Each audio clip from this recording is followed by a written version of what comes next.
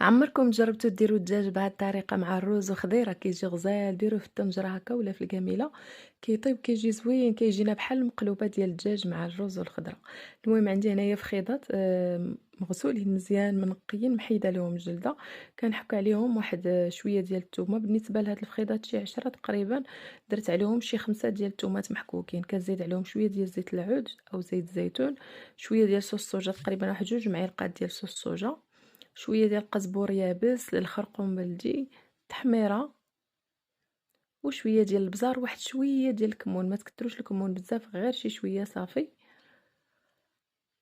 صافي. وكنزيد شويه ديال السكينجبير والملحه بطبيعه الحال، وشويه ديال السودانيه، واحد القريصه هكا السودانيه باش كتعطي ديك النسمه زوينه. وكنعصر واحد نص حامضه. صافي كنخلط مزيان هاد التوابل مع الدجاج وكنخليه كيطرقد. الا عندكم الوقت عودوا رقدوا واحد الساعه ولا ساعتين قبل عاد طيبوه باش كيجيكم بنين وشارب القوام ديالو. المهم انا حطيته جانبا. غادي ندوز دابا، غادي نوجد الرز البنات كنكون ديجا مرقداه في الماء، غير الرز كلاصي داك الصفر كنرقدو في الماء واحد ثلث ساعه. هو في الماء حتى تيطلق داك النشا ديالو مزيان، عاد كنغسلو شي 2 مرات ولا 3 مزيان مزيان حتى كيتصفى داك الماء، ما كيبقاش فيه نهائيا النشا، باش دغيا كيطيب وكيجيكم مفرز حبه حبه، كيجي غزال. هاد الطريقه راه ناجحه 100%. من بعد غنزلو في نفس الاناء اللي خلطنا فيه الدجاج، يعني داكشي المولا اللي شرط لينا من الدجاج كنخليها فيه وكنزل عليها الرز.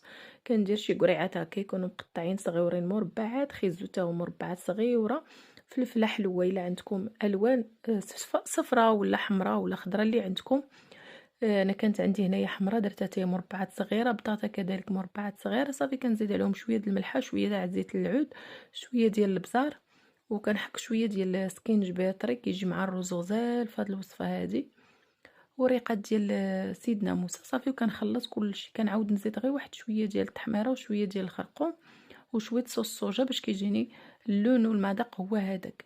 وديروا بحساب الدجاج راه غيكون مالح، يعني نتوما حاولوا تعينكم ميزانكم مع الملحه شحال غيخصكم القياس باش يجيكم الرز بنين وما يجيكمش ناقص في الملحه.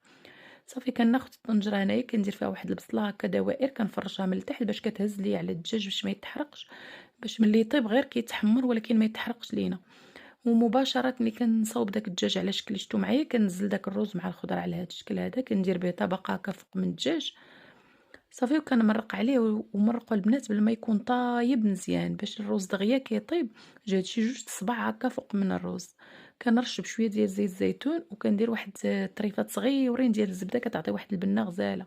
كنخليه على نار مهيله، ملي كيغلى كنخليه على نار مهيله حتى كيطيب على خاطرو خاطرو وينشف لينا، يولي على هذا الشكل ويبان لكم الدجاج تحمر بحال هكا. راه كتجي زوينه هاد المقلوبه تاع الدجاج مغربيه هاد المقلوبه.